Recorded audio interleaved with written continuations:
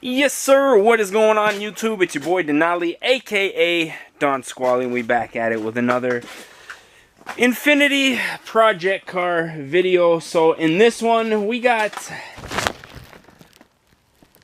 old Oreo G sitting outside in the snow for the day, for the time being anyways, because what we got to do today is switch up these brakes. I don't know if you can tell, but these rotors right here have just about had it. Now they're so pitted and corroded. I did put new pads on here thinking I can get away with it, but I did like 3 really hard test stops and pretty well wore them down to the wear bar. They started squeaking again.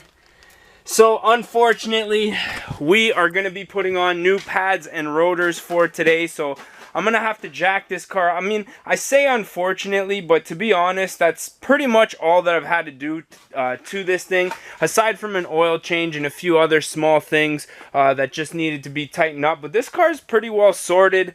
I want to say anyways, I'm gonna go out and say 90% after we get these brakes done, it should be ready to get on the road and daily drift / drive to work. But I got a pile of tools here. I got my jack set up, so what I'm gonna do is obviously jack up the rear here. Got a couple jack stands, get this thing on jack stands, and hopefully this isn't too difficult of a job. I know there's probably gonna be a lot of corrosion on the rear, but we'll see what happens, man. Get into it. Alrighty, so rear tires are off. Now obviously, if you guys haven't done brakes before, pretty simple. Just remove this bolt here, this bolt right here. That'll pull off this middle piston caliper assembly with your pads. And then there's 2 big bolts, one here, one at the bottom that we should be able to get. And then this outer bracket will come off. So as you guys can see, oh, we got a little Joe Rogan going here. As you guys can see in here, like that right there is brake dust. I honestly thought that I can get away with it. I thought, oh, this is just rust. Once I get some nice pads on there, that'll wear down evenly. But that was definitely not the case. So new rotors and pads going on both sides. Actually, the fronts aren't too bad. So yeah, I'm gonna go ahead, pull off this caliper, and show you guys what's up next. Alrighty, so one thing I just wanted to point out, one of the easiest ways to get this back thing off, I've seen videos where people remove this arm, but really all you got to do is jack up this cup enough so that you can fit a short extension in the back just over this arm. If you can get the angle up enough, you'll be able to get this over that, and you don't have to pull off this bar. Now, I'm not sure if it's going to be the same for the actual bracket. I might have to get a big wrench, but I'll let you guys know when we cross that bridge. Alrighty, so I've got the caliper just chilling.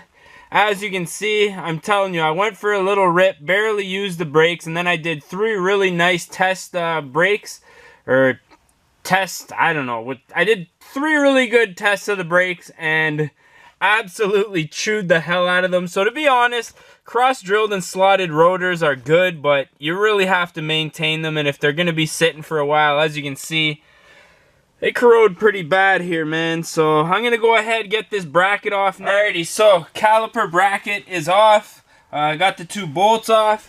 Now it looks like there's quite a bit of corrosion around here where it meets up to the hub. So what I'm going to do is spray a little bit of WD-40 on there. I got a wire wheel. I'm going to put on a dust mask though, because all the brake dust that's on here, I'm sure I don't want to breathe that in. So I'm going to go ahead. I got a sledgehammer, a couple of things actually. It looks like it's cracked off of the hub there. I'm going to go ahead and hammer on this a couple times and see what happens. Alrighty, so I finally got the rear brake off. Now one thing I am noticing is a whole lot of corrosion on the emergency brake stuff. What I think I might do, I think the plow's rolling by. What I might do is spray this down with a bit of WD-40, but I'm glad I got the opportunity to see this, because what this means is I'm definitely going to have to replace or at least service all of this stuff back here if I do plan on putting on a hydraulic e-brake or even just a handbrake in particular for the rear here, this is definitely going to have to be taken care of. So I'm going to go ahead, get the new rotors, get the WD-40, give this a nice spray and everything just so it's all nice and lubed up in there, and we're going to put everything back together and see how she fits, man. Alrighty, so I got the new brake rotors here, old rotor there. These are like the cheapest Chinese rotors that I could find at Canadian Tire. I was going to go ahead and buy like another cross-drilled and slotted set, take that, put it on the black car, and then take the brakes that were off the black car and put them on this thing, but I don't really feel like doing all that work. I just want to get this thing on the road so I can go out and have fun with it. As you guys can see, it's snowing right now, so you can probably imagine what I want to do in my Drift G35. But I got some brake cleaner here. I'm going to go ahead, clean these bad boys down real quick, and start throwing everything back together. Alrighty, so rear pads are on. I used some extra heavy duty Lucas grease. I like using this more than the Quiet Stop. For some reason I find this stuff usually lasts quite a bit longer. So what I'm going to do now, I already compressed the caliper. I'm going to slide this whole assembly over, put in our 2 slider bolts, and get cracking on the other side, man. Alrighty, so first side is done. No major hookups. Got everything buttoned up. Made sure that my line isn't twisted. So what I'm going to do is just go ahead, do the second side. Obviously, I showed you the process, so I'm just going to go ahead and get back to you guys when that's all done, man. Alrighty, so second side is on, looking good. What I'm going to do is just clean up all the tools and stuff, throw the tires back on, and then I think we're going to go for a little drive. Obviously, pump the brakes, make sure everything's working good. And yeah, I'm pretty happy with how things turned out. So, like I say, it's time to clean this mess and go for a little drive. Alrighty, so brakes feel really good. No more noise. Pumped them all up. And stop's pretty good. It's super snowy out right now, though, so really not gonna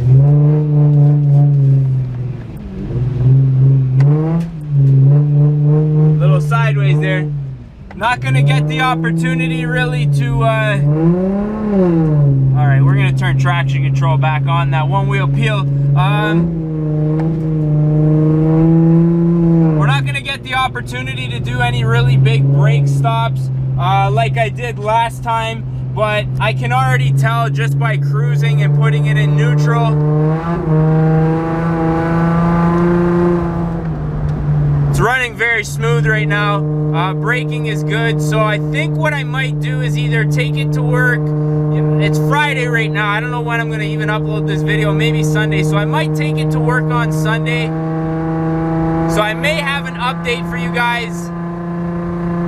Jeez, man.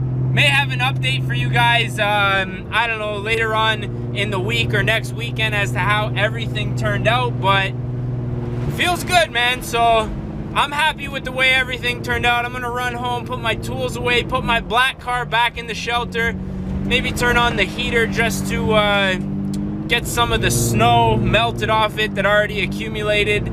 And yeah, I think we're gonna probably put an end to this one. So if you guys did enjoy it, don't forget to smash that like button if you guys want to see more. Woo! And you're not subscribed yet, definitely do so.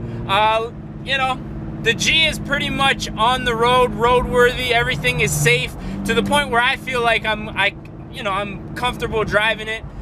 So yeah, next video we might get a little sideways, man. Stay tuned.